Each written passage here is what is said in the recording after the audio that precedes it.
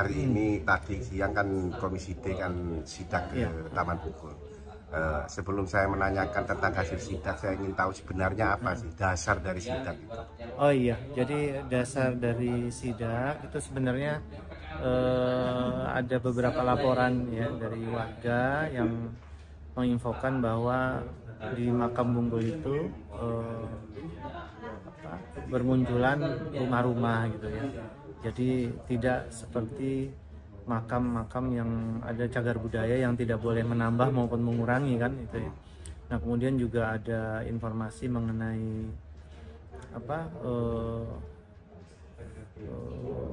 namanya UMKM ya. Jadi ada pungutan liar dan sebagainya. Nah ini akhirnya kita sempat hearing dengan dinas-dinas terkait ya untuk membahas ini, dan kita minta supaya Bapak Dalitbang waktu itu minta supaya untuk menata ulang ya. Jadi kita ingin lihat nanti sejauh mana teman-teman dinas terkait pemerintah kota ini untuk menata ulang mengenai kondisi di makam Bungkul, terutama yang ada di lingkungan Taman Bungkul. Terus tadi kan akhirnya dengan dasar itu akhirnya Komisi D yang dipimpin dengan kan maju kita, gimana hasilnya? Ya jadi sebenarnya secara umum ya, jadi Surabaya ini punya potensi luar biasa di bidang pariwisata ya. Kita nanti akan menuju pada medical tourism, kemudian kita juga akan menuju pada sports tourism ya, dimana Taman Bungkul ini kita lihat kalau secara umum ya dari kejauhan itu kita lihat itu Taman Bungkul ini potensinya luar biasa, dan lagi pula dia sudah ada standar internasional. Nah kalau setelah kenyataannya kita lihat di dalam memang banyak apa namanya itu yang joglo ya, yang pemakaman PKL ya, memang di situ sudah terdata ya ada 51 PKL. Kemudian dan memang PKL-nya cukup ramai, makanannya juga nyaman, apalagi di situ ada rawon terkenal kan ya, rawon yang kita tahu sudah go internasional, itu rawon kalkulator. Nah itu luar biasa. Nah kita masuk ke makamnya juga bersih, bagus, jadi potensinya luar biasa. Nah cuma memang yang mengganjal di situ ketika di sebelah makam itu ada sedikit rumah-rumah yang menurut saya itu dan menurut kami beberapa teman-teman komisi itu kelihatan agak kumuh ya, jadi agak kumuh. Di situ banyak jemuran ya, jadi ya memang seperti ditinggali mungkin ya. Seperti perkampungan gitu ya, seperti perkampungan yang ini yang ada lokasinya di makam Bungkul. Nah ini yang mungkin kita harus tata ulang, dan ternyata memang dari info dari Pak Heri yang Kabid Pariwisata dan Kebudayaan itu infonya memang mereka sedang mendata itu sehingga nanti akan ditata ulang.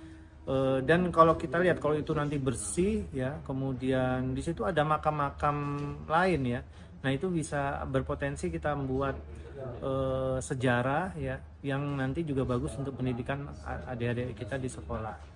Ya dok. Jadi pengertian tata itu gimana? Apakah gedung lahannya itu ditata ulang, dan bagaimana dengan penghuninya yang ada di dalam sana? Ya itu. Jadi kalau kita mengatakan tata ulang, itu sudah termasuk nanti penghuni-penghuninya. Jadi apakah nanti akan dipindahkan, direlokasi? Yang jelas yang penting kami di sini Komisi D ini ingin supaya nanti penataan ini tidak menimbulkan permasalahan baru. Dan kami tadi berkomunikasi dengan penjaga makam. Penjaga makam mengatakan ya mereka siap untuk menata ulang bersama dengan Pemkot ya, karena mereka juga kan petugas yang di SK-kan oleh wali kota ya. Dan saya optimis ya. Jadi dengan adanya koordinasi yang baik, saya yakin nanti makam Bungkul ini menjadi makam yang bersih, rapi, standar internasional, dan ini menjadi potensi yang luar biasa untuk kota Surabaya.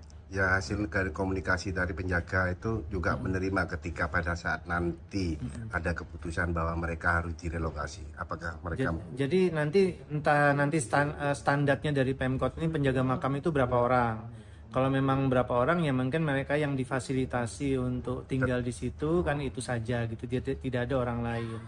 Dan yang saya juga sedikit agak mengganjal itu di situ rupanya Pemkot dalam menata, dalam merawat itu ternyata tidak ada APBD yang mengarah ke sana. Nah ini juga akhirnya dari penjaga makam mungkin akhirnya mencari solusi untuk mendapatkan biaya-biaya perawatan. Nah ini menurut saya itu perlu diperbaiki ya, sistem seperti itu. Jadi APBD tetap, anggaran itu tetap harus ada, anggaran perawatan dan sebagainya, sehingga kasihan penjaga makamnya, jadi dia mencari uang sendiri untuk merawat memelihara makam itu. Bahkan kalau kita lihat Taman Bungkul ini di luarnya itu kan betul-betul ramai itu ya, dan juga dari sisi parkirnya itu PAD yang luar biasa, karena kalau menurut saya Taman Bungkul ini buka hampir 24 jam karena di situ banyak PKL yang sekitar 50 PKL yang standby di situ. Ya ini rawan kalkulator aja kita tanya dengan porsi yang 35.000 dan sama minumnya kurang lebih 40 sampai 50.000 ya. Itu dia buka jam 9 sampai jam 3 malam. Itu kan luar biasa pendapatannya. Nah, ini harus dimanfaatkan oleh pemerintah kota, tapi berkoordinasi yang baik dengan para PKL, jangan sampai para PKL ini juga merasa dirugikan. Jadi gitu. Jadi parkir juga itu yang infonya sebulan dapat 4 juta. Nah, ini ya sepertinya tidak kurang bisa kita terima ya, harusnya bisa lebih tinggi lagi.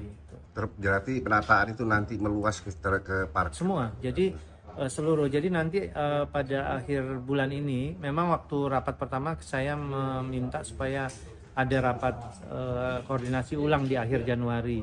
Jadi kami akan mengundang semua, baik itu Dinas Perhubungan, Satpol PP, Disput-Porapar, kemudian Bapeda Litbang, Dispenduk Capil ya.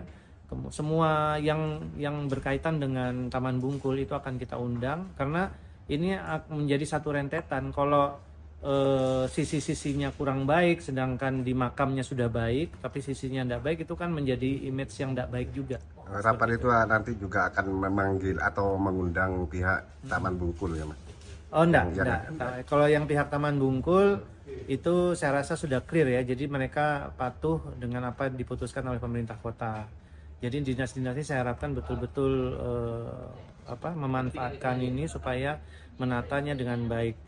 Kita dengar memang ada perselisihan ahli waris dan sebagainya. Itu kita sudah sepakat di Komisi DNI menghimbau mereka untuk menyelesaikan dengan jalur hukum. Nah ini kita enggak. Nah kita mengikuti apa keputusan hukum aja nanti. Oke, makasih Mas.